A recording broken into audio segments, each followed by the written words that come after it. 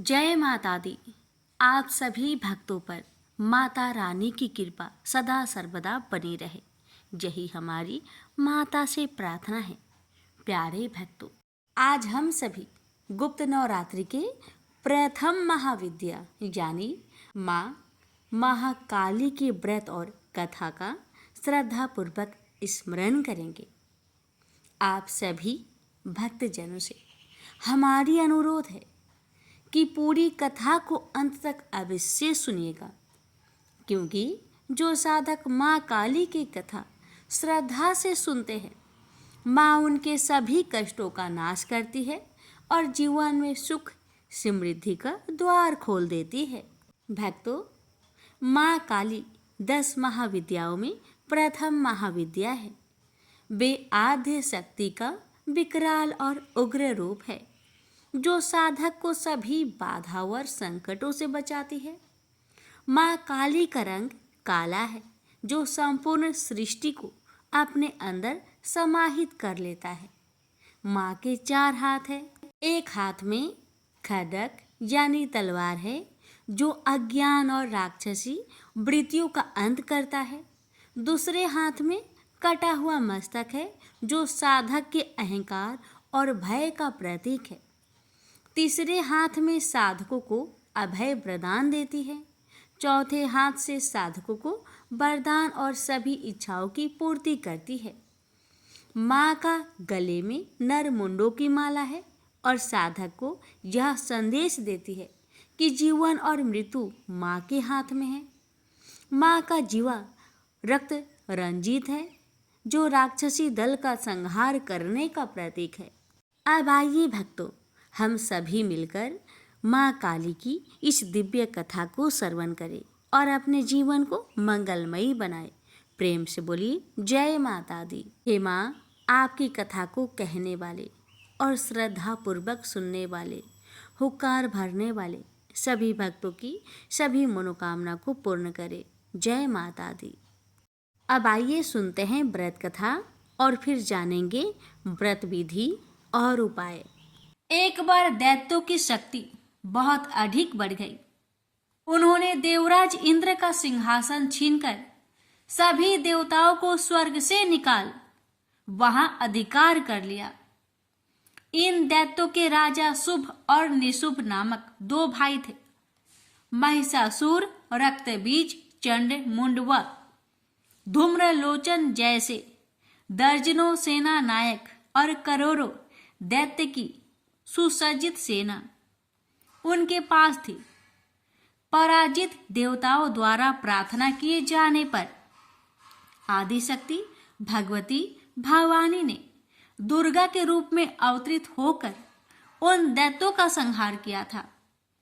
इस युद्ध के मध्य ही देवी दुर्गा ने अपनी सहायता के लिए अपने ललाट से एक अत्यंत शक्तिशाली और विकराल देवी को प्रकट किया।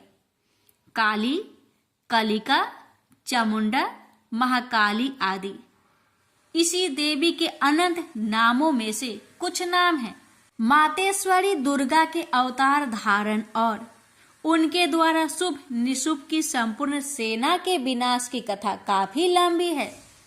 जब भगवती भवानी दुर्गा ने शुभ निशुंभ के सेनापति धूम्रलोचन को सेना सहित यमपुरी पहुंचा दिया, तो दैत्यराज शुभ ने चंड मुंड को आदेश दिया कि वो देवी को पकड़कर उसके पास लाए। आज्ञा पाते ही दैत्यों ने जगदम्बा दुर्गा को चारों ओर से घेर लिया और उन्हें पकड़ने मारने की चेष्टा करने लगे। यह देख देवी को बहुत क्रोध आया। क्रोध के कारण उनका मुखमंडल काला पड़ गया, भवें वक्र हो उठी। उसी समय उनकी भौवें के मध्यवर्ती भाग और ललाट से विकराल मुख वाली काली नामक देवी प्रकट हुई। अत्यंत भयंकर और शक्तिशाली होने के बावजूद काली माँ का शरीर अत्यंत कृशकाय था। उनके शरीर में नाम मात्र का मांस था, केवल अस्थि पंजर नजर आता था, जिससे वे अत्यंत भयावह दिखाई पड़ रही थी। काली, कालिका, महाकाली, चामुंडा और चामुंडा आदि नामों से विख्यात 4 भुजा वाली यह देवी अपने हाथों में तलवार, पास और विचित्र खड्ग धारण किए हुए थी। वह चीते की चमड़े की साड़ी पहने नर मुंडों की माला से अलंकृत थी। भवानी दुर्गा के मस्तक से प्रकट होने के बावजूद काली मां का स्वरूप अत्यंत विकराल था। वे काफी लंबी, पतली थी और किसी भी वाहन पर सवार नहीं थी। उनका मुखमंडल बहुत अधिक बड़ा था। उनकी लंबी जीभ काफी बाहर तक निकली हुई थी। उनकी आंखें अंगारों की तरह दहक रही थी और अपनी भीषण गर्जना से पृथ्वी आकाश को कपा रही थी। अपनी घोर गर्जना से सभी दिशाओं को गुजाते हुए मातेश्वरी काली बड़े वेग से दैत्यों की सेना पर टूट पड़ी और उनका भक्षण करने लगी।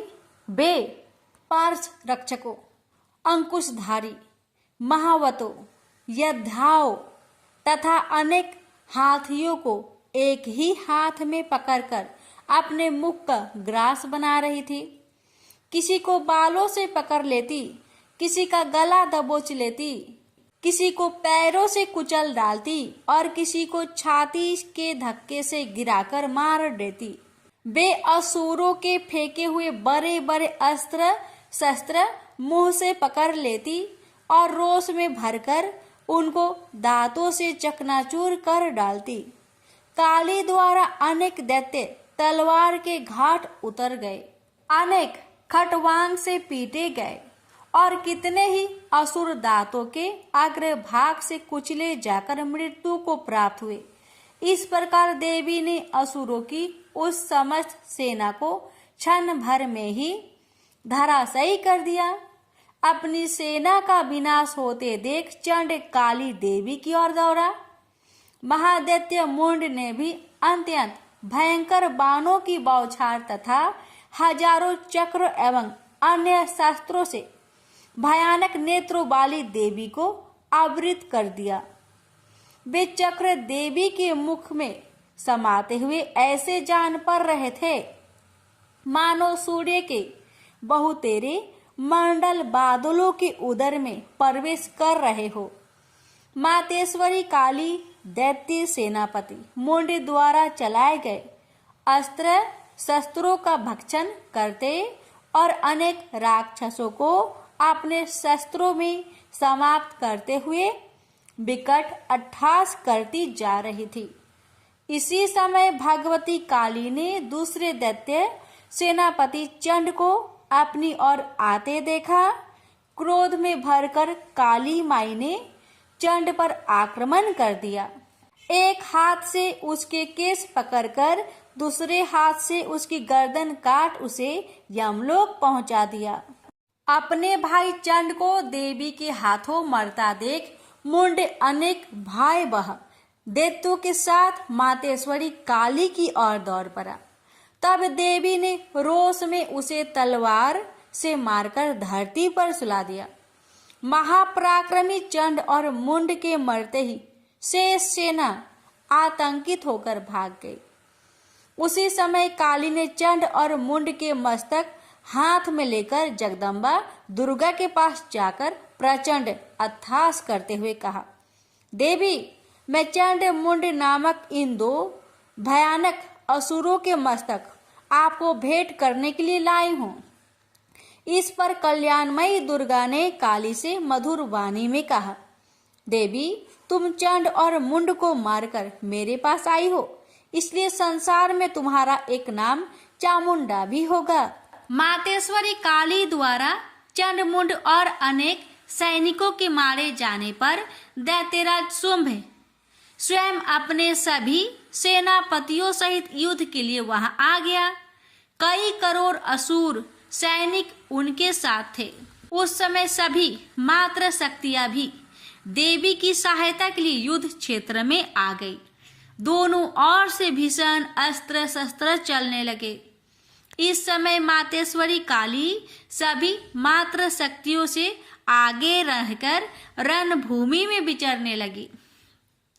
अपने खटवांग, त्रिशूल एवं अन्य अस्त्र शस्त्रों से वे असंख्य दैत्यों को काल के गाल में पहुंचा रही थी। यद्यपि सभी मात्र शक्तियां मातेश्वरी दुर्गा एवं उनका सिंह अनेक दैत्यों को समाप्त कर रहे थे, परंतु मातेश्वरी काली साक्षात रण चंडी बनकर दैत्यों को गाजर मूली की तरह काट रही थी। मातेश्वरी काली इस समय इतने क्रोध में भरी हुई थी कि वे दैत्यों को अस्त्र शस्त्रों से मारने के साथ ही उनका भक्षण भी करती जा रही थी। अत्यंत भयंकर और विकराल रूप था इस समय मातेश्वरी काली का। अनेक राक्षस तो आपके इस रूप को देखकर तथा उनके द्वारा लगाए जा रहे अट्ठासों की भीषण आवाज सुनकर ही यमलोक सिधार गए। मातेश्वरी काली का अवतरण मात्र इन दैत्यों को मारने के लिए ही नहीं हुआ था, उनका इससे भी अधिक महान कार्य था। दैत्य सेनापति रक्तबीज के वध में भगवती दुर्गा की सहायता करना। उस प्रचंड दैत्य रक्तबीज को एक अद्भुत वरदान प्राप्त था। जहां भी उसके रक्त की एक बूंद गिरती थी, वहीं तत्काल उतना ही शक्तिशाली एक असुर उत्पन्न हो जाता था। मातेश्वरी काली, भगवती दुर्गा और अन्य मात्र शक्तियों के हाथों दैत्यों को मरते एवं घायल होते देख महादैत्य रक्तबीज ने मातेश्वरी पर हमला कर दिया। वह अपनी गदा से सभी मात्र शक्तियों पर एक साथ प्रहार करने लगा। जब मात्र शक्तियों ने उस पर प्रहार किए तो उसके शरीर का रक्त जहां जहां गिरता वहां वहां उसके समान ही एक अन्य बलशाली दैत्य पैदा हो जाता। इस प्रकार वहां असंख्य दैत्य उत्पन्न हो गए जो रक्त बीज के समान ही बलशाली, भीषण और युद्ध कला में निपुण थे। इस समस्या का एकमात्र समाधान यही था कि रक्त बीज के अंग प्रत्यंग तो काटे जाए, परंतु उसके शरीर से निकलने वाले रक्त की एक बूंद भी भूमि पर न गिरने दी जाए। इस प्रयोजन की पूर्ति के लिए भगवती भवानी दुर्गा ने काली को चामुंडा नाम से संबोधित करते हुए कहा, चामुंडे, तुम अपने मुख को अधिक विस्तृत करो तथा मेरे शस्त्र पात से गिरने वाले रक्त बिंदु एवं उनसे उत्पन्न होने वाले महादैत्य को अपने इस भयानक मुख से खा जाओ। इस प्रकार रक्त से उत्पन्न होने वाले महादैत्यों का भक्षण करती हुई तुम रण में विचरती रहो। ऐसा करने से उस दैत्य का सारा रक्त खत्म हो जाने पर वह स्वयं भी नष्ट हो जाएगा। जब तुम उन भयंकर दैत्यों को खा जाओगी तो दूसरे दैत्य नहीं उत्पन्न हो सकते। मातेश्वरी दुर्गा की यह बात सुनकर भगवती काली ने अपना आकार बहुत बड़ा कर लिया। इस प्रकार उन्होंने रक्त बीज के रुधिर के पान और दैत्यों के भक्षण हेतु महाकाली का विकराल रूप धारण कर लिया। भगवती दुर्गा जो इस समय क्रोध के आवेग में रणचंडी अर्थात देवी चंडिका बनी हुई थी, अपने भीषण शूल से उस महादैत्य रक्त बीज पर प्रहार किया। फलस्वरूप उसके शरीर से रक्त की धार बहने लगी, जिसे तत्काल ही मातेश्वरी काली ने अपनी लपलपाती जिह्वा द्वारा उदर स्वस्थ कर लिया। भगवती भवानी ने रक्त बीज पर प्रहार जारी रखी। उसके शरीर में स्थान से रक्त की धारा बहने लगी। रक्त बीज महाबलशाली और भयंकर दैत्य था, अतः उसके शरीर से बहुत अधिक रक्त बह रहा था। परंतु उसका जितना भी रक्त बह रहा था, काली माँ अर्थात देवी चामुंडा उसे तत्काल पीती जा रही थी। इस रक्त को पीते समय रुधिर से काली के मुख में जो महादैत्य उत्पन्न हुए, उन्हें भी वे उदरस्थ करती चली गई। इस प्रकार भागवती दुर्गा रक्त बीज पर प्रहार करती रही और मातेश्वरी काली उस रुधिर का पान करती रही। इस समय रक्त बीज के रक्त और उनसे उत्पन्न असंख्य दैत्यों को भक्षण करने के लिए भगवती काली ने अपने मुख का आकार अत्यंत विस्तृत कर लिया था। उन्होंने संपूर्ण रणभूमि में अपनी जीवा को फैला दिया था। रक्त बीज तथा अन्य सभी असुरों को मारने के पश्चात मातेश्वरी काली सभी मात्र शक्तियों सहित भगवती दुर्गा में लीन हो गई। शास्त्रों में मातेश्वरी काली के इस स्वरूप को चामुंडा कहा गया है, जबकि जन सामान्य उन्हें मातेश्वरी काली, काली माई अथवा महाकाली ही कहता है। माँ काली के अधिकांश आराधक, उपासक और तंत्र साधक मातेश्वरी के इस रूप की पूजा, आराधना और उपासना करते हैं। वैसे भगवती काली का यह रुद्र रूप दुष्टों और असुरों के लिए ही विकराल है, भक्तों के लिए तो आप दया का सागर है। वे कल भी ममतामयी मातेश्वरी थी, आज भी है और जब तक यह सृष्टि है तब तक रहेगी। प्रेम से बोलिए माँ काली की जय। भक्तों, जो भी भक्त माँ काली की व्रत कथा को श्रद्धा पूर्वक पूरा सुनता है, उस भक्त के सभी संकटों और बाधाओं का समाधान होता है। साधक के जीवन में भय और नकारात्मकता का अंत होता है। साधक की सभी इच्छाएं पूर्ण होती है। साधक को मानसिक और आध्यात्मिक बल प्राप्त होता है। माँ काली साधक और उसके परिवार की सदा रक्षा करती है। जानते हैं माँ काली की व्रत विधि। तो व्रत के दिन साधक स्नान कर साफ वस्त्र धारण करे, अगर संभव हो तो लाल या सफेद रंग का उपयोग करे। माँ काली के चित्र या प्रतिमा के सामने दीपक, धूप और अगरबत्ती जलाए। माँ काली का मूल मंत्र को जपे। भक्तों, माँ काली को लाल पुष्पे, सिंदूर, मिठाई या गुड़ का भोग अर्पण करें। माँ काली की कथा श्रद्धा और एकाग्रता से पढ़े या सुने। भक्तों, संभव हो तो रात्रि में माँ काली का नाम लेकर साधना या जागरण करें। आइए भक्तों, अब जानते हैं इस दिन के उपाय। भक्तों, माँ काली के सामने एक दीपक जलाइए और जय माँ काली, बस माँ काली का नाम लेकर इनका स्मरण करें। माँ को लाल फूल या थोड़े से गुड़ का भोग अर्पण करें। बस श्रद्धा से माँ काली से कहे, माँ आप मेरा सारा डर और संकट दूर करें, हर मनोकामना को पूर्ण करें। भक्तों, माँ काली को भाव और विश्वास से पुकारने भर से साधक की सभी परेशानियां मिटने में सहायक रहती है। अब आइए प्यारे भक्तों, हम सुनते हैं गुप्त नवरात्रि से जुड़ी माँ भगवती की कथा, जिसे श्रद्धा पूर्वक सुनने पर माँ की कृपा अति शीघ्र ही प्राप्त होती है। तो प्रेम से बोलिए जय माता दी। प्राचीन काल में धरती पर दुर्गम नाम का एक दैत्य निवास करता था। वह बड़ा दुर्दांत और अत्याचारी था। बल भी उसके शरीर में अपरिमित था। वह जब जोर से हंसता था तो उसके मुख से अग्नि की चिंगारियां निकलती थी। दुर्गम ऋषि मुनियों और संतों पर अपना अधिकार स्थापित करना चाहता था। उन्हें अपने संकेत पर चलाना चाहता था, पर प्रयत्न करने पर भी उसकी यह इच्छा पूरी नहीं हो पाती थी।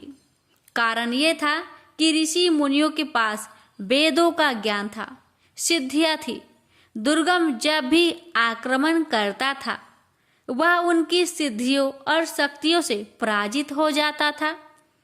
उसने सोचा कि जब तक ऋषियों मुनियों के पास वेद रहेंगे, वह उन पर आधिपत्य स्थापित नहीं कर सकेगा। किसी प्रकार उनसे वेद छीन लेने चाहिए। यह सोचकर वह वेद प्राप्त करने के लिए ब्रह्मा जी की तपस्या करने लगा। उसे तप करते करते 100 वर्ष बीत गए। उसकी कठिन तपस्या को देखकर ऋषि मुनि भयभीत हो उठे। वेदों के पंडित कांपने लगे। उन्होंने एक साथ मिलकर दुर्गम के तप को भंग करने का बड़ा प्रयत्न किया, पर दुर्गम हिमालय की तरह अपने स्थान पर अडिग बना रहा। दुर्गम ने अविचलित रूप से 1000 वर्षों तक तप किया। आखिर ब्रह्मा जी का आसन हिला। उन्होंने प्रकट होकर दुर्गम से कहा, वत्स, मैं तुम्हारी तपस्या से प्रसन्न हूँ, बोलो तुम्हें क्या चाहिए। दुर्गम ने ब्रह्मा जी को प्रणाम करते हुए कहा, भगवान, यदि आप मेरी तपस्या से प्रसन्न हैं तो मुझे वेद चाहिए। ब्रह्मा जी वरदान देकर चले गए। वेद दुर्गम के पास आ गए। ऋषि मुनि वेद ज्ञान से वंचित हो गए। उनकी सिद्धियां और शक्तियां लुप्त हो गई। यज्ञ बंद हो गए। यज्ञों में दी जाने वाली हवैया भी बंद हो गई। हवैयों से परिपुष्ट होने वाले देवता निर्बल हो गए। दुर्गम ने देवलोक पर आक्रमण करके सहज ही उसे अपने अधिकार में ले लिया। देवता देवलोक छोड़कर भाग गए। उधर धरती पर पानी न बरसने के कारण अकाल पड़ गया। मनुष्य, पशु, पंछी सभी जल और अन्न के अभाव में भूखे मरने लगे। चारों ओर हाहाकार मच गया। भूख से व्याकुल प्रजा राजा के द्वार पर पहुंची, पर राजा के भंडार में भी अन्न का नाम तक नहीं था। राजा दुखी प्रजाजनों के साथ ऋषियों के पास गया। ऋषियों ने कहा, राजन, हम क्या कर सकते हैं? हम वेद मंत्रों को भूल गए हैं। ब्रह्मा जी के वरदान से वेद दुर्गम के पास चले गए हैं। पृथ्वी पर न यज्ञ हो रहे हैं, न देवताओं को हविया दी जा रही है। देवता निर्बल हो गए हैं। वे कुछ भी नहीं कर सकते। इस महासंकट को दूर करने के लिए क्या किया जाए, सोच विचार होने लगा। आखिर निश्चय हुआ कि हम सबको शक्ति की आराधना करनी चाहिए। राजा, प्रजाजन और ऋषि मुनि नदी तट पर उपस्थित हुए और अंतरकंठ से देवी को पुकारने लगे, माँ, हम दुखियों की रक्षा करो, हम तुम्हारी शरण में हैं। इस महाभयानक संकट की घड़ी में तुम्हें छोड़कर हमारा और कोई सहायक नहीं है। माँ, हे जगजननी, हम पर दया करो, हमें इस संकट से उबारो।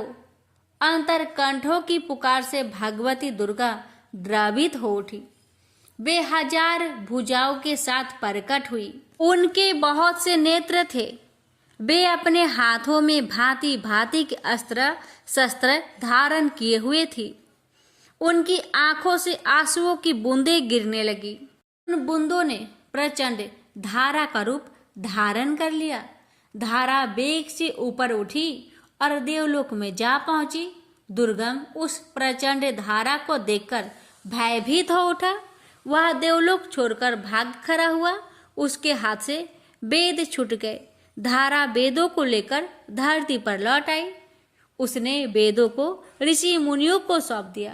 ऋषि मुनियों ने माँ दुर्गा से प्रार्थना की, माँ, अब आप हमें छोड़कर न जाए, यहीं धरती पर निवास करें। भगवती दुर्गा ने ऋषि मुनियों की प्रार्थना स्वीकार कर ली। वे अपने लोक न जाकर धरती पर ही रह गई। कहते हैं, हारपुर की शाकंभरी देवी वही देवी है जिनके आंसुओं की प्रचंड धारा में दुर्गम सदा सदा के लिए लुप्त हो गया था और जिन्होंने उससे वेद छीनकर पुनः ऋषियों को सौंप दिए थे। प्रेम से बोलिए दुर्गा माता की जय। प्यारे भक्तों, माता रानी की कथा श्रद्धापूर्वक सुनने से माँ की कृपा जीवन में समस्त और भय बाधाओं का नाश कराता है और भक्तों को मनोवांछित फल प्रदान करता है। तो आइए अब हम इसी क्रम में माँ आद्य शक्ति की महात्म्य और कृपा को जानने के लिए हम सभी साथ मिलकर दुर्गा सप्तशती के प्रथम अध्याय का पाठ करेंगे। यह पाठ साधक को माँ दुर्गा का अखंड सानिध्य और सभी दुखों से मुक्ति दिलाने वाले हैं।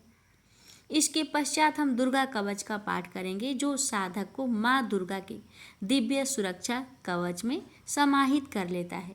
तो आइए पूरी श्रद्धा और समर्पण भाव से माँ दुर्गा सप्तशती और दुर्गा कवच का श्रवण करें और माँ काली एवं माँ दुर्गा के अद्भुत वरदानों से अपना जीवन धन्य करें।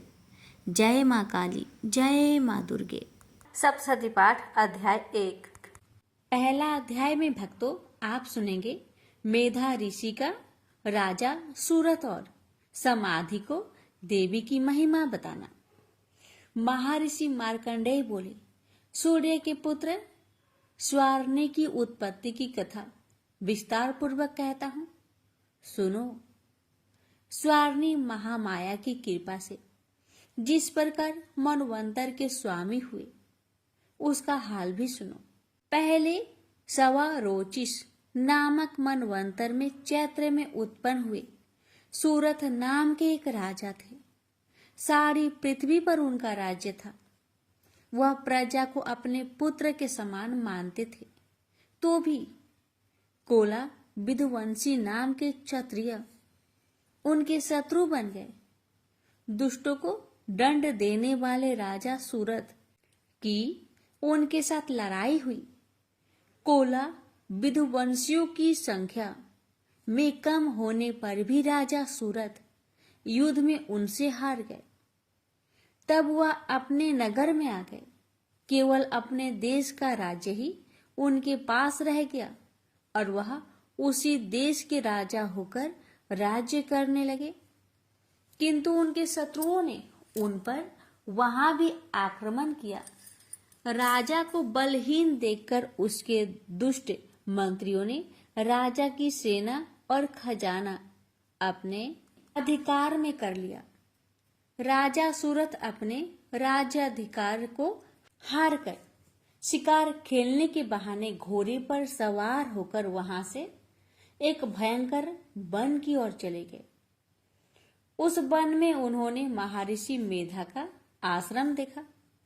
वहां महर्षि अपने शिष्यों तथा मुनियों से सुशोभित बैठे हुए थे और वहां कितने ही हिंसक जीव परम शांति भाव से रहते थे। राजा सूरत ने महर्षि मेधा को प्रणाम किया और महर्षि ने भी उनका उचित सत्कार किया। राजा सूरत महर्षि के आश्रम में कुछ समय तक ठहरे। अपने नगर की ममता के आकर्षण से राजा अपने मन में सोचने लगे, पूर्व काल में पूर्वजों ने जिस नगर का पालन किया था वह आज मेरे हाथ से निकल गया। मेरे दुष्ट एवं दुरात्मा मंत्री मेरे नगर की अब धर्म से रक्षा कर रहे होंगे या नहीं। मेरा प्रधान हाथी जो कि सदा मद की वर्षा करने वाला और शूरवीर था, मेरे बैरियों के बस में होकर न जाने क्या दुख भोग रहा होगा। मेरे आज्ञाकारी नौकर जो मेरी कृपा से धन और भोजन पाने से सदैव सुखी रहते थे और मेरे पीछे पीछे चलते थे, वह निश्चय ही दुष्ट राजाओं का अनुसरण करते होंगे तथा मेरे दुष्ट एवं दुरात्मा मंत्रियों द्वारा व्यर्थी धन को व्यय करने से मेरा सचित किया हुआ मेरा खजाना एक दिन जरूर खाली हो जाएगा। इस प्रकार की बहुत सी बातें सोचता हुआ राजा निरंतर दुखी रहने लगा। एक दिन राजा सूरत ने महर्षि मेधा के आश्रम के निकट एक वेश्या को देखा। राजा ने उनसे पूछा, भाई तुम कौन हो? यहाँ तुम्हारे आने का क्या कारण है और तुम मुझे शोकग्रस्त अनमने से दिखाई देते हो, इसका क्या कारण है? राजा ने यह नम्र वचन सुन वेश्या ने महाराज सूरत को प्रणाम करके कहा, हे राजन, मेरा नाम समाधि है। मैं धनियों के कुल में उत्पन्न एक वेश्या हूँ। मेरे दुष्ट स्त्री पुत्र आदि ने लोभ से मेरा सब धन छीन लिया है और मुझे घर से निकाल दिया है। मैं इस तरह से दुखी होकर इस वन में चला आया हूँ और यहाँ रहता हुआ मैं इस बात को भी नहीं जानता कि अब घर में इस समय कुशल है या नहीं। यहाँ मैं अपने परिवार का आचरण संबंधी कोई समाचार भी नहीं पा सकता कि वह घर में इस समय कुशल पूर्वक है या नहीं। मैं अपने पुत्र के संबंध में ये भी नहीं जानता कि वह सदाचारी है या दुराचार में फंसे हुए हैं।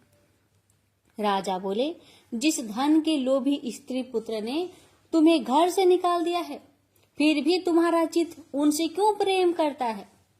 वैश्या ने कहा, मेरे विषय में आपका ऐसा कहना ठीक है, किंतु मेरा चित्त इतना कठोर नहीं है।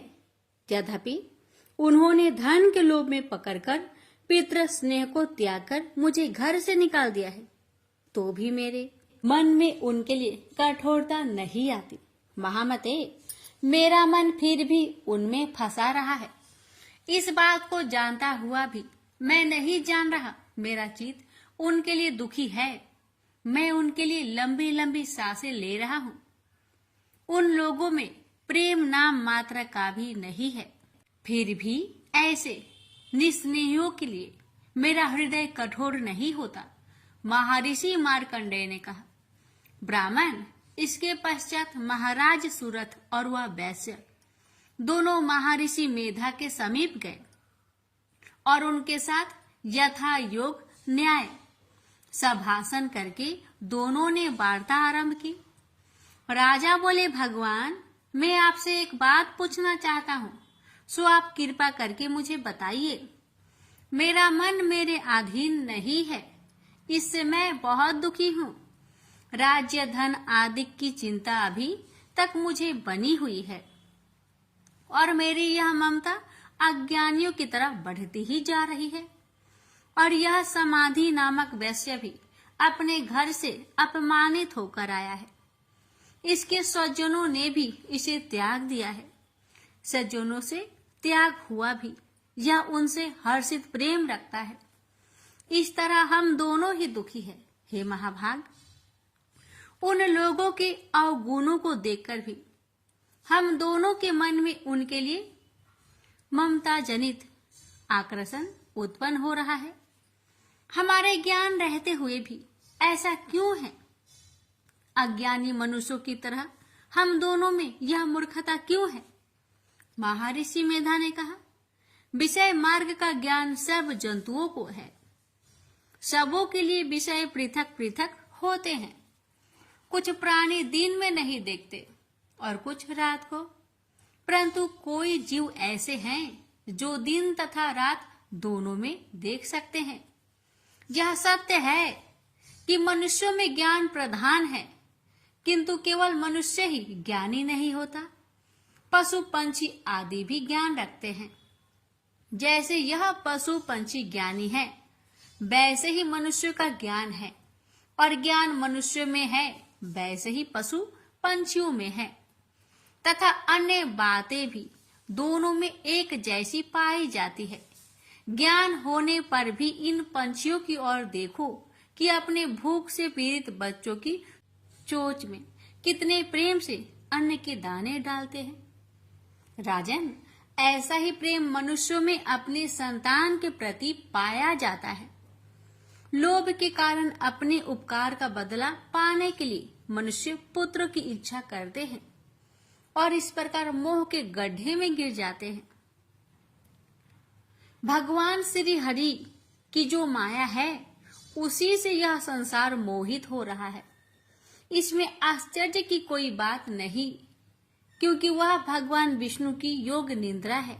यह माया ही तो है जिसके कारण संसार मोह में जकड़ा हुआ है। यही महामाया भगवती देवी ज्ञानियों के चित्त को बलपूर्वक खींचकर मोह में डाल देती है और उसी के द्वारा संपूर्ण जगत की उत्पत्ति होती है। यह भगवती देवी प्रसन्न होकर मनुष्य को मुक्ति प्रदान करती है। यही संसार के बंधन का कारण है तथा संपूर्ण ईश्वरों की भी स्वामिनी है। महाराज, सूरथ ने पूछा, भगवान, वह देवी कौन है जिसको आप महामाया कहते हैं? ब्राह्मण, वह कैसे उत्पन्न हुई और उसका कार्य क्या है? उसके चरित्र कौन कौन है? प्रभु, उसका जैसा प्रभाव हो, जैसा स्वरूप हो, वह सभी मुझसे कृपा कर कहिए, मैं आपसे सुनना चाहता हूँ। महर्षि मेधा बोले, हे राजन, वह देवी तो नित्य स्वरूपा है। उससे यह संसार रचाया गया है, तब भी उसकी उत्पत्ति अनेक प्रकार से होती है। वह सब आप मुझसे सुनो। वह देवताओं का कार्य सिद्ध करने के लिए प्रकट होती है। उस समय वह उत्पन्न हुई कहलाती है। संसार को जलमय करके जब भगवान विष्णु योग निद्रा का आश्रय लेकर शेष शैया पर सो रहे थे, तब मधु केटप नाम के 2 असुर उनके कानों के मैल से प्रकट हो गए। श्री ब्रह्मा जी ने जब उन दोनों को अपनी ओर आते देखा और ये भी देखा कि भगवान विष्णु योग निद्रा का आश्रय लेकर सो रहे हैं, तो वह उस समय श्री भगवान के जगाने के वास्ते उनके नेत्रों में निवास करने वाली योग निद्रा की स्तुति करने लगे। श्री ब्रह्मा जी ने कहा, हे देवी, तुम ही स्वाहा, तुम ही स्वाधा वसटकार हो। स्वर भी तुम्हारा ही स्वरूप है। तुम ही जीवन देने वाली सुधा हो। नित्य अक्षर प्रणव में आकर ओकार मकार इन तीनों में मात्राओं के रूप में तुम ही स्थित हो। इनके अतिरिक्त जो बिंदु रूपा अर्ध मात्रा है, जिसका कि विशेष रूप से उच्चारण नहीं किया जाता है, हे देवी, वो भी तुम ही हो। हे देवी, संध्या, सावित्री तथा परम जननी तुम ही हो। तुम इस विश्व को धारण करने वाली हो। तुमने ही इस जगत की रचना की है और तुम ही इस जगत का पालन करने वाली हो, और तुम ही कल्प के अंत में सबको भक्षण करने वाली हो। हे देवी, जगत की उत्पत्ति के समय तुम सृष्टि रूपा होती है, पालन काल में स्थित रूपा हो और कल्प के अंत में संहार रूप धारण कर लेती हो। तुम ही महाविद्या, महामाया, महामेधा, महारात्रि और मोहरात्रि हो। श्रीश्वरी और बोध स्वरूपा बुद्धि भी तुम ही हो। लज्जा, पुष्टि, तुष्टि, शांति और क्षमा भी तुम ही हो। तुम खड्ग धारिणी, शूल धारिणी, घोर रूपा तथा गदा, चक्र, शंख और धनुष को धारण करने वाली हो। बाण, भुसुंडी और परिध यह भी तुम्हारे ही अस्त्र है। तुम सौम्य और सौम्यतर हो। यही नहीं बल्कि जितनी भी सौम्य तथा सुंदर वस्तुएं इस संसार में है, उनसे सबसे बढ़कर सुंदर तुम हो। पर और अपर सबसे परे रहने वाली सुंदर तुम ही हो। हे सर्व स्वरूपे देवी, जो भी सत असत पदार्थ है और उनमें जो शक्ति है वह तुम ही हो। ऐसी अवस्था में भला तुम्हारी स्तुति कौन कर सकता है। इस संसार की सृष्टि, पालन और संहार करने वाले जो भगवान हैं, उनको भी जब तुमने निद्रा के वशीभूत कर दिया है, तो फिर तुम्हारी स्तुति कौन कर सकता है। मुझे भगवान विष्णु तथा भगवान शंकर को शरीर धारण कराने वाली तुम ही हो। तुम्हारी स्तुति करने की शक्ति किस में है। हे देवी, तुम तो अपने इन उदार प्रभाव के कारण ही प्रशंसनीय हो। मधु और केटव जो भयंकर असुर हैं, इन्हें तो मोह में डाल दो और श्री हरि भगवान विष्णु को भी जल्दी जगा दो और उनमें इनकी मार डालने की बुद्धि भी उत्पन्न कर दो। महर्षि मेधा बोले, हे राजन, जब श्री ब्रह्मा जी ने देवी से इस प्रकार स्तुति करके भगवान को जगाने तथा मधु और केटव को मारने के लिए कहा, तो वह भगवान श्री विष्णु जी के सामने खड़ी हो गई। उनके ऐसा करते ही भगवान श्री हरि तुरंत जाग उठे और दोनों असुरों को देखा, जो कि अत्यंत बलवान तथा पराक्रमी थे और मारे क्रोध के जिनके नेत्र लाल हो रहे थे और जो श्री ब्रह्मा जी का वध करने के लिए तैयार थे। इस पर उन दोनों दुरात्मा असुरों के साथ भगवान श्री हरि पूरे 5000 वर्ष तक लड़ते रहे। एक तो वह अत्यंत बलवान तथा पराक्रमी थे, दूसरे महामाया ने भी उन्हें मोह में डाल रखा था। अतः वह श्री भगवान से कहने लगे, हम दोनों तुम्हारी वीरता से अत्यंत प्रसन्न हैं, अतः तुम हमसे कोई वर मांगो। भगवान ने कहा, यदि तुम मुझ पर प्रसन्न हो तो आप मेरे हाथों से मर जाओ। बस इतना सा ही वर मैं तुमसे मांगता हूँ, यहाँ दूसरा वर से क्या प्रयोजन। महर्षि मेधा बोले, इस तरह से जब यह धोखे में आ गए और अपने चारों ओर जल ही जल देखा तो भगवान श्री हरि से कहने लगे, जहाँ पर जल ना हो, सूखी जमीन हो, उसी जगह हमारा वध कीजिए। महर्षि मेधा कहते हैं, भगवान तथास्तु कहकर श्री हरि ने उन दोनों को अपनी जांघ पर लेटाकर उन दोनों के सिर काट डाले। इस तरह से यह देवी श्री ब्रह्मा जी की स्तुति करने पर प्रकट हुई थी। अब तुमसे उनके प्रभाव का वर्णन करता हूँ, सुनो। जय माता दी। प्यारे भक्तों, आज का पाठ जहाँ समाप्त होता है। देवी कवच यानी दुर्गा कवच पाठ। पौराणिक मान्यता है कि मंत्रों में बहुत शक्ति होती है। अगर इस मंत्रों को सही से पढ़ा जाए तो प्रतिकूल कंपन को अधिक सकारात्मक और आकर्षक कंपन में बदलने की क्षमता होती है। अगर आप अपने चारों ओर फैली नकारात्मकता से परेशान हैं और आपको कोई रास्ता नहीं दिखाई पड़ रहा, तो आपको दुर्गा कवच का पाठ करना चाहिए। ऐसा कहा जाता है कि वह व्यक्ति जो ईमानदारी से भक्ति और सही उच्चारण के साथ नियमित रूप से दुर्गा कवच को पढ़ता या सुनता है, वह सभी बुराइयों से संरक्षित रहता है। 18 प्रमुख पुराणों में से एक मार्कंडेय पुराण के अंदर दुर्गा कवच, देवी कवच के श्लोकों का उल्लेख है। दुर्गा कवच दुर्गा सप्तशती का एक आदित्य स्रोत है। दुर्गा कवच को भगवान ब्रह्मा ने ऋषि मार्कंडेय को सुनाया और इसमें 47 श्लोक शामिल है।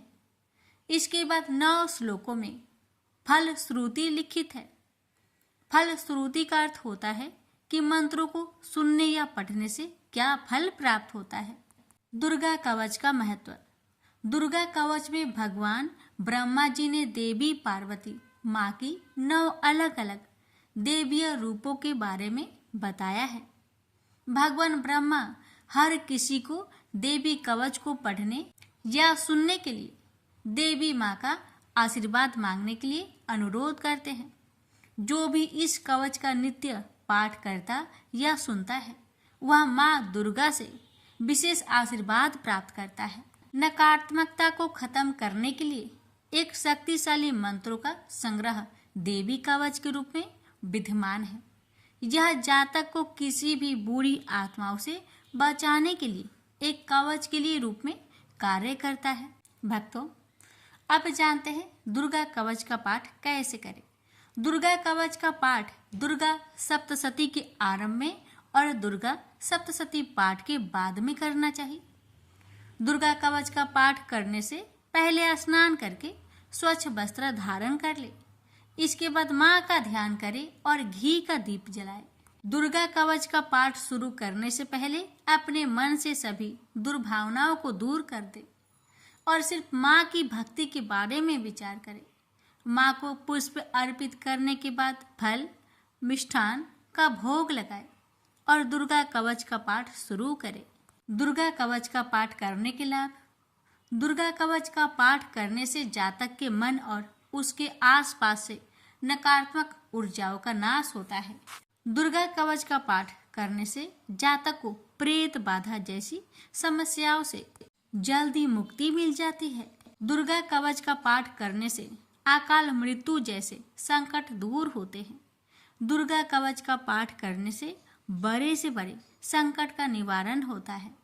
दुर्गा कवच का पाठ करने से असाध्य रोगों से मुक्ति मिलती है। इतना ही नहीं, दुर्गा कवच का पाठ से न्यायालय से जुड़ी मामलों में जीत हासिल होती है। भक्तों, इस पावन दुर्गा कवच का पाठ करने से इतना ही नहीं, शत्रुओं में भी विजय हासिल होती है। अब जानिए दुर्गा कवच पाठ करने के कुछ नियम। दुर्गा कवच करते समय शब्दों के उच्चारण का विशेष ध्यान देना चाहिए। अगर आप संस्कृत में पाठ नहीं कर पा रहे तो हिंदी में पाठ करें, लेकिन गलत उच्चारण में इसका पाठ कभी ना करें। दुर्गा कवच का पाठ करते समय प्याज, लहसुन, तंबाकू, मांस, मदिरा और किसी भी प्रकार के तामसिक भोजन को ना ग्रहण करें। दुर्गा कवच का पाठ करते समय पूर्ण ब्रह्मचर्य का पालन करना चाहिए। दुर्गा कवच का पाठ करते समय मन में कोई भी छल कपट, लोभ, लालच को नहीं रखना चाहिए और सच्चे मन से माँ की आराधना करनी चाहिए। दुर्गा कवच का पाठ करते समय स्वच्छ और सुगंधित वातावरण होना चाहिए। आसपास गंदगी ना हो, इसका विशेष ध्यान देना चाहिए। आइए रसपान करते हैं। श्री दुर्गा कवच पाठ प्रारंभ है। महर्षि मार्कंडेय बोले, हे पितामह, संसार में जो गुप्त हो और मनुष्यों की सब प्रकार से रक्षा करता हो और जो आपने किसी को आज तक न बताया हो, वह कवच मुझे बताइए। श्री ब्रह्मा जी कहने लगे, अत्यंत गुप्त व सब प्राणियों की भलाई करने वाला कवच मुझसे सुनो। प्रथम शैलपुत्री, दूसरी ब्रह्मचारिणी, तीसरी चंद्रघंटा, चौथी कुष्मांडा, पांचवी स्कंद माता, छठी कात्यायनी, सातवीं कालरात्रि, आठवीं महागौरी, नौवीं सिद्धिदात्री। यह देवी की 9 मूर्तियां हैं और यह 9 दुर्गा कहलाती है। आग में जलता हुआ रण में शत्रु से घेरा हुआ, विषम संकट में फंसा हुआ मनुष्य आदि दुर्गा के नाम का स्मरण करे तो उनको कभी भी कोई हानि नहीं होती। रण में उसके लिए कुछ भी आपत्ति नहीं और ना उसे किसी प्रकार का दुख या डर ही होता है। हे देवी, जिसने श्रद्धा पूर्वक तुम्हारा स्मरण किया है उसकी वृद्धि होती है और जो तुम्हारा चिंतन करते हैं उनकी तुम निस्संदेह रक्षा करने वाली हो। चामुंडा प्रेत पर, वारही भैंसे पर, ऐन्द्री हाथी पर, वैष्णवी गरुड़ पर आसन जमाती है। हे महेश्वरी, बैल पर, कौमारी मोर पर और हाथ में कमल लिए हुए विष्णु प्रिया लक्ष्मी जी की कमल के आसन पर विराजती है। बैल पर बैठी हुई ईश्वरी देवी ने श्वेत रूप धारण कर रखा है और ब्रह्मी देवी हंस पर बैठती है और सब प्रकार के आभूषणों से विभूषित है। इस प्रकार यह सब माताएं सब प्रकार के योग शक्तियों से युक्त और अनेक प्रकार के रत्न धारण किए हुए हैं। भक्तों की रक्षा के लिए संपूर्ण देवियां रथ में बैठी तथा क्रोध में भरी हुई दिखाई देती है और ये शंख, चक्र, गदा, शक्ति, हल और मूसल, खेटक और तोमर, परशु तथा पास, कुंत और त्रिशूल एवं उत्तम सारंग, धनुष आदि शास्त्रों को दैत्य के नाश के लिए और भक्तों की रक्षा के लिए है और देवताओं के कल्याण के लिए धारण किए हैं। हे महारुद्रे, अत्यंत घोर पराक्रम, महान बल और महान उत्साह वाली देवी, तुमको मैं नमस्कार करता हूँ। हे देवी, तुम्हारा दर्शन दुर्लभ है तथा आप शत्रुओं के भय को बढ़ाने वाली है। हे जगदम्बिके, मेरी रक्षा करो। पूर्व दिशा में ऐन्द्री मेरी रक्षा करे, अग्निकोण में अग्नि शक्ति, दक्षिण में वाराही देवी, नेतृत्व कोण में खड़क धारिणी देवी मेरी रक्षा करे। बारूनी पश्चिम दिशा में, वायु कोण में मृग वाहिनी, उत्तर में कौमारी और ईशान में शूलधारिणी देवी मेरी रक्षा करे। ब्राह्मणी ऊपर की ओर से मेरी रक्षा करे और वैष्णवी देवी नीचे की ओर मेरी रक्षा करे। और इसी प्रकार 100 पर बैठी चामुंडा देवी 10 दिशाओं में मेरी रक्षा करे। जया आगे विजया पीछे, बाई ओर अजीता, दाहिनी ओर अपराजिता मेरी रक्षा करे। उधोतिनी देवी शिखा की रक्षा करे तथा उमा सिर में स्थित होकर रक्षा करे। इसी प्रकार मस्तक में मालाधरी देवी रक्षा करे और यशस्वी देवी मेरी भौहों का संरक्षण करे।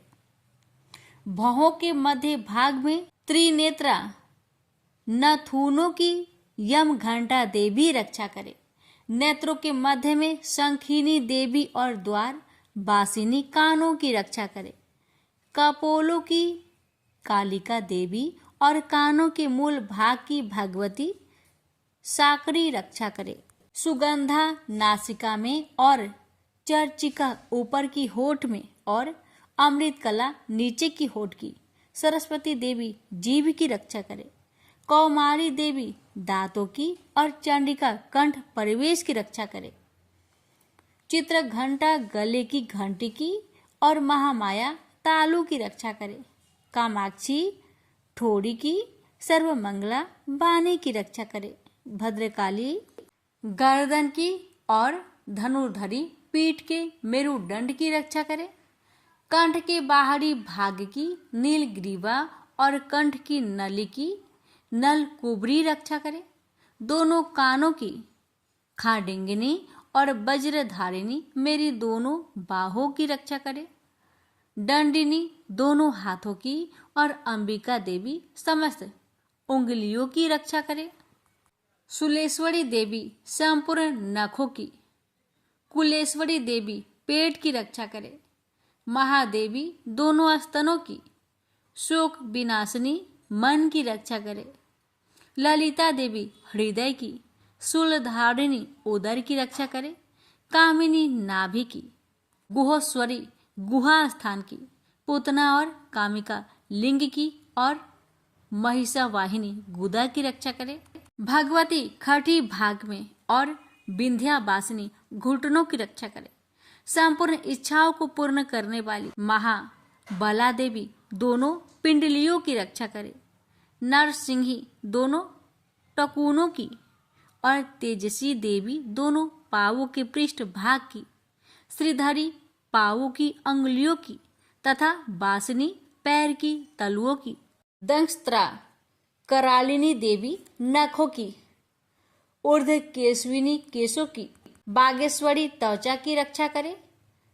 रोमा बलियों के छेद्रों की, कौबेरी और त्वचा की बागेश्वरी देवी रक्षा करे। पार्वती देवी रक्त, मज्जा, बसा, मांस, हड्डी की रक्षा करे। कालरात्रि आंतों की रक्षा करे। मुकुटेश्वरी देवी पित्त की, पद्मावती कमल कोश की, चूड़ामणि कफ की रक्षा करे। ज्वालामुखी नसों के जल की रक्षा करे। अभेदा देवी शरीर के सब जोड़ों की रक्षा करे। ब्राह्मणी मेरे वीर्य की, क्षत्रेश्वरी छाया की और धर्म धारिणी मेरे अहंकार मन तथा बुद्धि की रक्षा करे। प्राण अपान समान उदान और व्यान की वज्रहस्ता देवी रक्षा करे। कल्याण शोभना मेरे प्राण की रक्षा करे। रस, रूप, गंध, शब्द और स्पर्श इन विषयों का अनुभव करते समय योगिनी देवी मेरी रक्षा करे तथा मेरे सत्वगुण, रजोगुण, तमोगुण की रक्षा नारायणी देवी करे। आयु की रक्षा बाराही देवी करे। वैष्णवी धर्म की तथा चक्रिनी देवी मेरी यश, कृति, लक्ष्मी, धन, विद्या की रक्षा करे। इंद्राणी मेरे शरीर की रक्षा करे और हे चंडिके आप मेरे पशुओं की रक्षा करे। महालक्ष्मी मेरे पुत्रों की रक्षा करे और भैरवी मेरी पत्नी की रक्षा करे।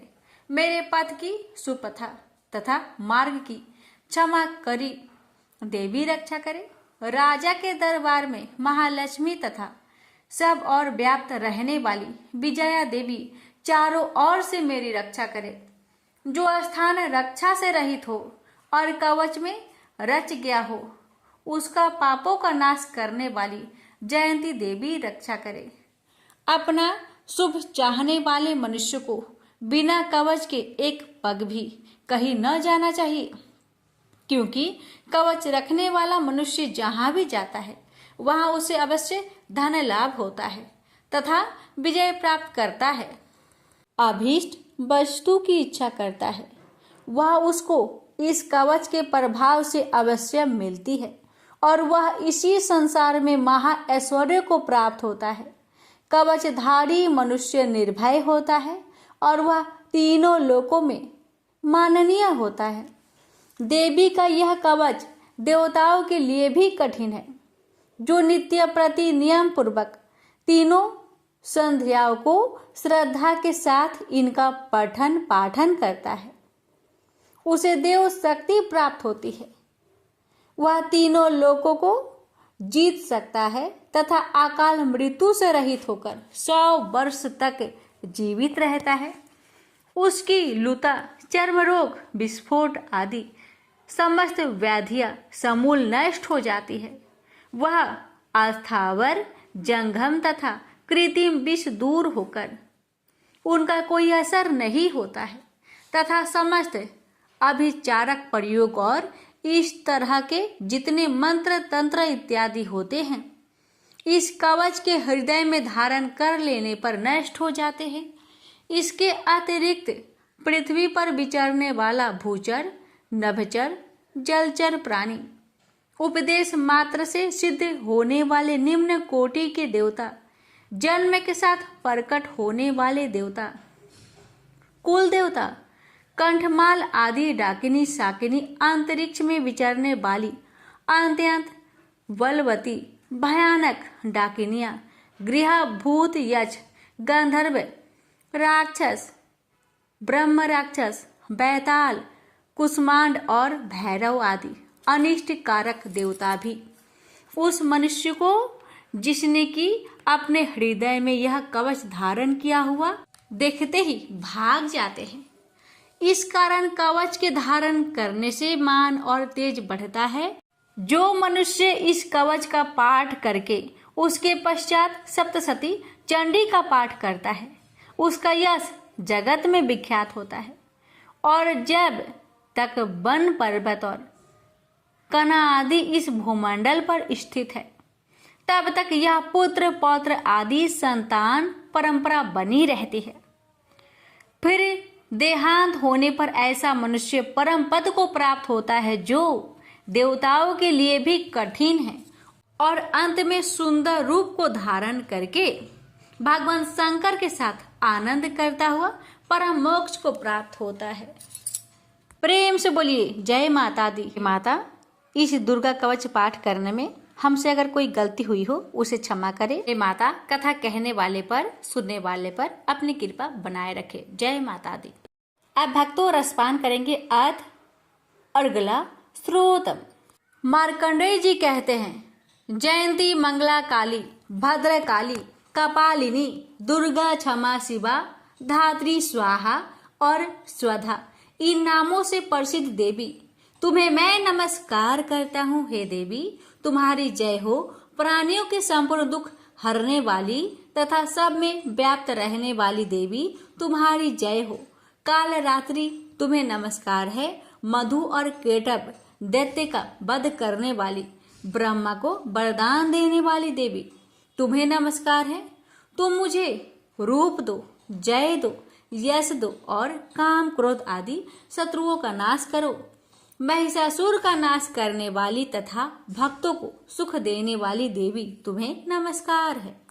तुम मुझे सुंदर स्वरूप दो, विजय दो और मेरे शत्रुओं को नष्ट करो। हे रक्त बीज का वध करने वाली, हे चंड मुंड को नाश करने वाली, तुम मुझे रूप दो, जय दो, यश दो और काम क्रोध आदि शत्रुओं का नाश करो। हे शुभ, निशुभ और धूम्राक्ष राक्षस का मर्दन करने वाली देवी, मुझको स्वरूप दो, विजय दो और मेरे शत्रुओं का नाश करो। हे पूजित चरण युगल वाली देवी, हे संपूर्ण सौभाग्य प्रदान करने वाली देवी, तुम रूप दो, जय दो, यश दो और काम क्रोध आदि शत्रुओं का नाश करो। हे देवी, तुम्हारे रूप और चरित्र अमित है। तुम सब शत्रुओं का नाश करने वाली हो। मुझे रूप, जय, यश दो और काम क्रोध आदि शत्रुओं का नाश करो। पाप को दूर करने वाली चंडिके, इस संसार में जो भक्ति से तुम्हारा पूजन करते हैं उनको तुम रूप तथा विजय और यश दो तथा उनके शत्रुओं का नाश करो। रोगों का नाश करने वाली चंडिके, जो भक्ति पूर्वक तुम्हारी पूजा करते हैं उन्हें रूप दो, यश दो और उनके काम क्रोध आदि शत्रुओं का नाश करो। हे चंडिके, इस संसार में जो भक्ति से तुम्हारी पूजा करते हैं उनको तुम विजय और यश दो तथा उनके शत्रुओं का नाश करो। हे देवी, मुझे सौभाग्य दो और आरोग्य दो, परम सुख दो, रूप दो, जय दो, यश दो और मेरे काम क्रोध आदि शत्रुओं का नाश करो। हे देवी, जो मुझसे वैर रखते हैं उनका नाश करो और मुझे अधिक बल प्रदान कर रूप, जय, यश दो और मेरे शत्रुओं का संहार करो। हे देवी, मेरा कल्याण करो और मुझे उत्तम संपत्ति प्रदान करो। रूप, जय, यश दो और काम क्रोध आदि शत्रुओं का नाश करो। हे देवता तथा राक्षसों के मुकुट रत्नों से स्पर्श किए हुए चरणों वाली देवी, हे अंबिके, मुझे रूप दो, विजय तथा यश दो और मेरे शत्रुओं का नाश करो। और हे देवी, अपने भक्तों को विद्वान, कीर्तिवान और लक्ष्मीवान बनाओ और उन्हें रूप दो, उन्हें जय दो और उनके शत्रुओं का नाश करो। हे प्रचंड दैत्यों के अभिमान का नाश करने वाली चंडिके, मुझे शरणागत को रूप दो, विजय दो, यश दो और मेरे शत्रुओं का नाश करो। हे चार भुजाओं वाली, हे ब्रह्मा द्वारा प्रशंसित परमेश्वरी, आप मुझे रूप दो, जय दो, यश दो और मेरे शत्रुओं को नष्ट करो। निरंतर भक्ति से भगवान विष्णु से सदा स्तुति की हुई हे अंबिके, रूप, यश, जय दो और मेरे शत्रुओं को नष्ट करो। हिमाचल कन्या पार्वती के भगवान शंकर से स्तुति की हुई है परमेश्वरी, मुझे रूप, जय, यश दो और मेरे शत्रुओं का नाश करो। इंद्राणी के पति इंद्र के द्वारा सद्भाव से पूजित होने वाली परमेश्वरी, मुझे तुम रूप दो, जय दो, यश दो और काम क्रोध आदि शत्रुओं को नष्ट करो। प्रचंड भुजदंड से दैत्यों के घमंडों को नष्ट करने वाली, मुझे रूप दो, जय दो, यश दो और मेरे शत्रुओं का नाश करो। हे देवी, तुम अपने भक्तों को सदा असीम आनंद देती हो। मुझे रूप, जय, यश दो और मेरे काम क्रोध आदि शत्रुओं को नष्ट करो। देवी, मेरी इच्छा अनुसार चलने वाली सुंदर स्त्री मुझे प्रदान करो कि संसार सागर से तरने वाली तथा उत्तम कुल में उत्पन्न हुई हो। जो मनुष्य पहले इस स्रोतम का पाठ करता है और फिर सप्तशती रूपी महास्रोत का पाठ करता है, वह सप्तशती की जप संख्या से मिलने वाले श्रेष्ठ फल को प्राप्त होता है और उसके साथ ही उसे प्रचुर धन भी प्राप्त होता है। प्रेम से बोलिए जय माता दी। भक्तों रसपान करे अथ किलक स्रोतम। महर्षि मार्कंडेय बोले, निर्मल ज्ञान रूपी शरीर धारण करने वाली, देवत्रय रूप दिव्य तीन नेत्र वाली, जो कल्याण प्राप्ति के हेतु है तथा अपने मस्तक पर अध्र चंद्र धारण करने वाली है, उन भगवान शंकर को नमस्कार है। जो मनुष्य अभिकीलक मंत्रों को जानता है वही पुरुष कल्याण को प्राप्त करता है। जो अन्य मंत्रों को जाप कर केवल सप्तशती स्रोत से ही देवी की स्तुति करता है, उसको इससे ही देवी की सिद्धि हो जाती है। उन्हें अपने कार्य की सिद्धि के लिए दूसरे की साधना करने की आवश्यकता नहीं रहती। बिना जप के ही उनके उच्चाटन आदि सिद्ध हो जाते हैं। लोगों के मन में शंका थी कि केवल सप्तशती की उपासना से अथवा सप्तशती को छोड़कर अन्य मंत्रों की उपासना से भी समान रूप से सब कार्य सिद्ध हो जाते हैं। तब इनमें कौन सा श्रेष्ठ साधन है? लोगों की इस शंका को ध्यान में रखकर भगवान शंकर ने अपने पास आए हुए जिज्ञासुओं को समझाया कि यह सप्तसती नामक संपूर्ण स्रोत ही कल्याण कर देने वाला है। इसके पश्चात भगवान शंकर ने चंडिका के सप्तसती नामक स्रोत को गुप्त कर दिया। अतः मनुष्य इसको बड़े पुण्य से प्राप्त करता है। जो मनुष्य कृष्ण पक्ष की 14 अथवा अष्टमी को एकाग्रचित होकर देवी को अपना सर्वस्व समर्पित कर देता है और फिर उसे प्रसाद रूप से ग्रहण करता है, उस पर दुर्गा प्रसन्न होती है, अन्यथा नहीं होती। इस प्रकार सिद्ध के प्रतिबंधक रूप कील के द्वारा भगवान शंकर ने इस स्रोत को कीलित कर रखा है। जो पुरुष इस सप्तसती को निष्कीलन करके नित्य पाठ करता है वह सिद्ध हो जाता है, वही देवों का पार्षद होता है और वह गंधर्व होता है। सर्वत्र विचरते रहने पर भी उस मनुष्य को इस संसार में कहीं कोई डर नहीं होता। वह आप मृत्यु के बस में नहीं पड़ता और मरकर मोक्ष की प्राप्ति हो जाती है। किंतु इस कीलक की विधि को जानकर ही सप्तसती का पाठ करना चाहिए। जो ऐसा नहीं करता वह नष्ट हो जाता है। कीलन और निष्कीलन संबंधी जानकारी के पश्चात ही यह स्रोत निर्दोष होता है और विद्वान पुरुष इस स्रोत का ही पाठ आरंभ करते हैं। स्त्रियों में जो कुछ सौभाग्य आदि दिखाई देता है वह सब इस पाठ की ही कृपा है। इसलिए इस कल्याणकारी स्रोत का सदा पाठ करना चाहिए।